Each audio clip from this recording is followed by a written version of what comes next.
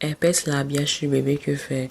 L'herpès labial, maladie très fréquente et contagieuse, est due au virus HSV1. Le HSV2 étant responsable de l'herpès génital. Le virus HSV1 très contagieux est un virus présent dans la salive, les sécrétions nasales, les larmes, les vésicules du bouton de fièvre. En effet, durant les premiers mois de vie, le bébé est en partie protégé grâce aux anticorps de sa maman. Mais lorsque cette protection disparaît jusqu'à ce qu'il fasse son immunité, il est très exposé. Alors, comment se transmet l'herpès labial chez le bébé? Se transmet par le toucher, frôlement, les couverts, les serviettes de bain, les jouets que l'enfant partage avec les autres et même les bisous d'une personne contaminée. Il suffit que votre bébé ait été embrassé par une personne ayant un bouton de fièvre ou s'apprêtant à en avoir un. Dans ce cas, le virus serait déjà présent dans sa salive. Un nouveau-né peut également être infecté pendant la naissance si sa maman souffre d'un herpès génital. Alors, comment se manifeste l'herpès labial chez le bébé? Généralement silencieuse, la période d'incubation est de 2 à 12 jours et cette herpès buccale peut être accompagnée de fièvre, maux de gorge, gingivose stomatique aiguë hépatique et une fois dans le corps, le virus peut être réactivé. C'est le fameux bouton de fièvre.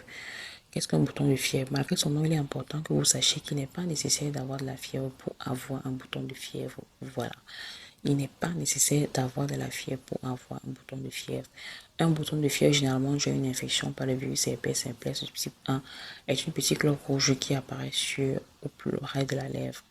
Il peut également apparaître dans la bouche ou sur la voûte du palais, mais c'est assez rare. Alors, comment se manifeste l'herpès labial chez le bébé? On assiste à un gonflement des gencives et des douleurs dans la bouche qui le feront baffer.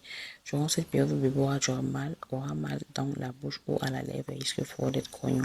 La douleur buccale peut me décourager de manger ou de boire. Il faut donc veiller à ce qu'il ne se déshydrate pas. On assiste également à une apparition sur près de ses lèvres des amas de petits cloques, se transformant ainsi ensuite en un bouton douloureux. Gonflement des ganglions lymphatiques situés dans le cou, cette éruption dure entre 5 et à 10 jours. Alors, quels sont les risques de l'herpès labial chez le bébé? L'herpès labial généralement est sans gravité, mais différentes complications sont possibles. L'atteinte de l'œil. Le virus peut être inoculé à l'œil et occasionner une lésion de la cornée face à un œil rouge et larmoyant. Une paupière gonflée, des petites vésicules autour de l'œil. Il faut consulter sans parler. L'enfant peut être atopique. L'eczéma expose l'enfant à des infections à herpès plus sévères, voire graves. Alors, lorsque vous avez un bébé qui a des herpès labiales, il y a des précautions à prendre. Veillez à ce que le bébé ne s'infecte pas les yeux en imitant les doigts. Essayez aussi d'éviter qu'il ne touche son bouton de fièvre. Si vous constatez que votre bébé présente un bouton douloureux sur la paupière, dans l'œil ou au bout du nez, il faut consulter immédiatement un médecin. Si vous constatez que votre bébé présente un bouton douloureux sur la paupière, dans l'œil ou au bout du nez, il faut consulter immédiatement un médecin. Il faut souvent laver les mains du bébé afin d'éviter qu'il ne transmette l'infection à d'autres parties de son corps ou aux personnes qui s'occupent de lui. Séparer son camp de toilette de ses serviettes de bain, des serviettes de bain de ceux des autres membres de la famille. Protéger le bébé du soleil car l'exposition au rayon soleil peut déclencher une réactivation du virus. Si vous avez un bouton de fièvre, évitez d'embrasser votre bébé tant que votre herpès labial n'a pas disparu, surtout s'il est nouveau-né. Et vous devez savoir que c'est pas tout le monde qui doit embrasser le nouveau-né en fait, parce que de nos jours, les adultes mettent la bouche un peu de partout. Vous savez, il y a des niveaux rapport sexuel quoi.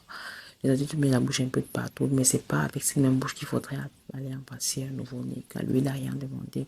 Il peut être victime de cette maladie dont il n'est même pas au courant, en fait.